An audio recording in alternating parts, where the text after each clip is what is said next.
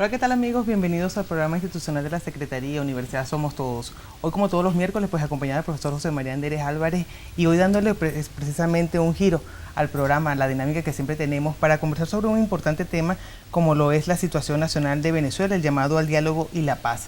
Vamos a tener dos invitados de lujo como son Monseñor Baltasar Porras, arzobispo de la Arquidiócesis de Mérida, así como el profesor Mario Bonucci Rossini, el rector de la Universidad de los Andes, nuestro rector. Bienvenidos a ambos. Y a usted, por supuesto, profesor Anderes. Muchísimas gracias, Carmen. Buenas noches a todos los que nos siguen a través de este programa. Como dice Carmen, tenemos dos invitados que son indudablemente líderes en la comunidad y nos place mucho que los hayamos podido reunir juntos. Entonces, el tema de hoy creo que es un tema de interés regional y nacional. Nos gustaría desglosarlo, hacer un pequeño análisis de cuál es la situación actual, cómo llegamos hasta acá, cómo ese estado de conflictividad en el país se ha gestado durante una cierta cantidad de tiempo, cuáles han sido las manifestaciones. Luego iremos un poquito más a profundidad y veremos cuál es el papel de la universidad y cuál es el papel también de la iglesia en ayudar a que esta situación se transforme en algo que le deje al país un sabor de boca diferente y que los problemas se resuelvan.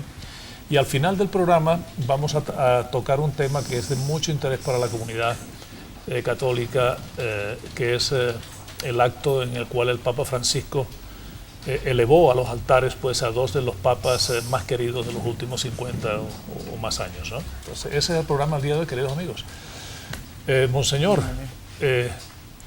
desde el punto de vista de su análisis como estudioso de la parte sociológica de nuestro país, ¿cuáles han sido las causas que nos han llevado a ver lo que hemos visto en todo el primer trimestre del año en curso? ¿A qué se debe que esos problemas que el país confrontaba de repente se unieron todos y se generó este estado de conflictividad social que todavía ocurre a lo largo y ancho del país? Bueno, pues buenas noches, agradecido también de poder compartir pues este programa y con todo el mundo universitario y muchos otros pues que nos siguen. Yo creo que hemos llegado el comienzo de este año a la punta del iceberg de un problema que se ha venido gestando desde hace mucho pues en el país, que no solo es aplicable a los últimos 15 años, no hay duda que el país y la sociedad venezolana han tenido y han sufrido una serie de situaciones en las cuales se ha ido perdiendo pues la ilusión de un futuro. Uno de los grandes logros, diría, después del 58 y hasta los años 80, era el que había como un horizonte de esperanza y un crecimiento y una posibilidad de ascenso social de la mayor parte de la población venezolana.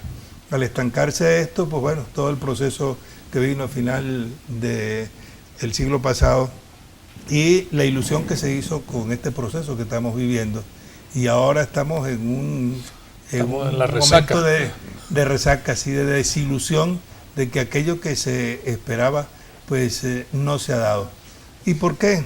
Porque los problemas los hay, indudablemente que sí, pero querer entonces hacer de esos problemas sencillamente la forma en la cual una parte de la sociedad tiene que buscar los caminos para eliminar a la otra y vivir en una permanente confrontación, en una permanente descalificación del otro, lo que nos ha llevado es a que en el país hay dos tipos de ciudadanos y eso hace imposible, como lo hace también en la familia, si hay una división o en cualquier tipo de sociedad, cuando se dan estas heridas, estos abismos, pues no hay manera de entenderse y cuando se acentúan mucho más las diferencias, siendo muchísimo más la semejanza pues, y las coincidencias que tenemos como personas y como sociedad, pues entonces se produce una parálisis, una desilusión en la que hay elementos de orden económico.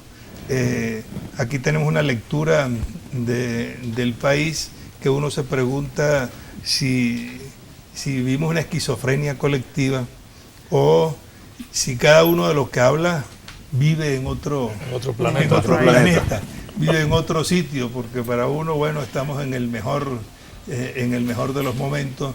Nunca había disminuido tanto la pobreza, nunca había habido la posibilidad de conseguir pues todas las cosas, de vivir en paz, y vemos cómo esto choca pues con la realidad, la realidad de todos los días. Y yo creo que a esto se une también otro elemento clave que ha acentuado en estos meses esta situación. Y es que no hay posibilidad de tener un acceso a una información plural. El que se haya cercenado pues, una serie de canales, el que haya y de emisoras de radio, el que no haya papel para los periódicos, y por otra parte, esa forma apabullante pues, del oficialismo, cadenas todos los días, un tipo de propaganda que también quiere ser avasallante, pues la gente tampoco es tonta, porque dice, bueno, ¿por qué? Y esto que está pasando y esta explicación que se dan unos u otros, ¿qué es? Entonces eso acentúa los problemas, y cuando la sociedad se siente desasistida porque los poderes públicos pues, están marcados exclusivamente por algo que no debe ser. A veces cuando hablamos uno puede pensar emocionalmente de que, bueno, de que la Fuerza Armada tiene que ser bolivariana y tiene que estar al servicio es del gobierno. Bueno, ¿qué es lo que hace? Que lo que necesita el ciudadano es que sienta que el policía lo está defendiendo a él, que cuando sale la guardia en cualquier momento que sea necesario que salga, pues es para que lo defienda a él, al ciudadano que está en la calle, que está indefenso, que salió a pasear, que salió a comprar, que salió a buscar al muchacho que estaba en el colegio, en la escuela, y sabe que no, que eso no es así. Pues bueno, nos lleva a una situación de desencuentro, y en el que aparece o flota mucho más es la irracionalidad y la emocionalidad que la racionalidad que nos debía buscar cómo encontrar. Mario, desde tu perspectiva acuciosa, ¿cuáles son esos ingredientes que al final terminaron configurando una realidad social tan abrupta, tan desencontrada como la que tenemos en estos momentos? Primero quiero agradecerte la cortesía, José, a Carmen, a Fanny, a todo el equipo de trabajo, a toda tu audiencia. Un saludo muy cordial a quienes nos siguen, que no nos oyen. Yo complementaría lo que está planteando Monseñor. Yo creo que aquí hemos tenido vaivenes. Yo creo que crisis hemos tenido. En el 2002 tuvimos una crisis.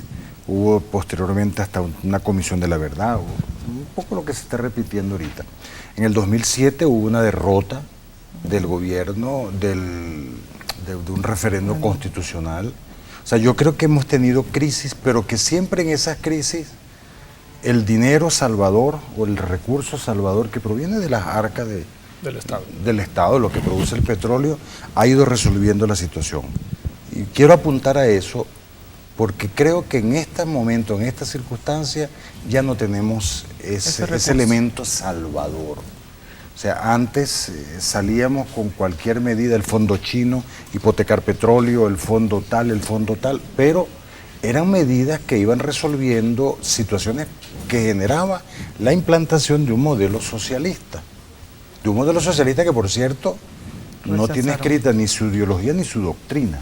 Lo que oímos es una declaración meramente de principio. Yo creo que al final la cosa se complicó, pues todo empezó a sumarse, tenemos una inseguridad con una tasa de impunidad demasiado elevada.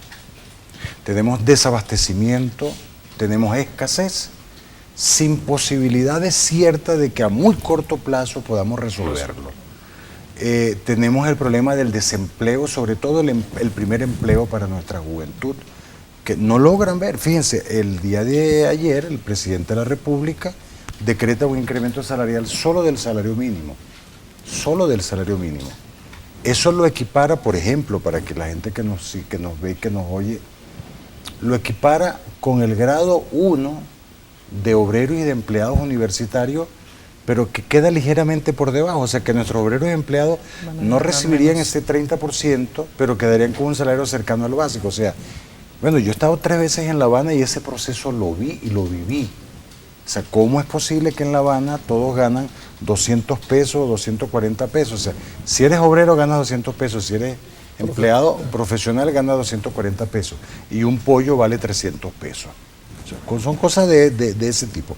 Entonces yo lo que creo es que en esta oportunidad ya todo al sumarse produce una situación conflictiva que creo que se pone mucho más tensa cuando ocurre la detención de Leopoldo López, por decir algo, cuando no hay respuesta a la petición humanitaria de libertad para Simonovich, y se va haciendo más dura la situación cuando desde la universidad, desde la iglesia, desde muchos sectores sociales se llama al diálogo, se llama a la rectificación.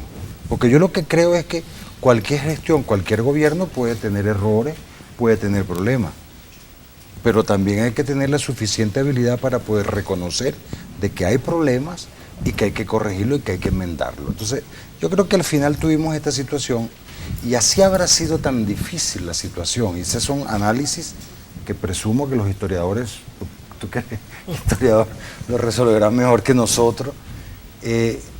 Así estaría tan mala la situación que el gobierno se siente en una mesa de diálogo con la oposición.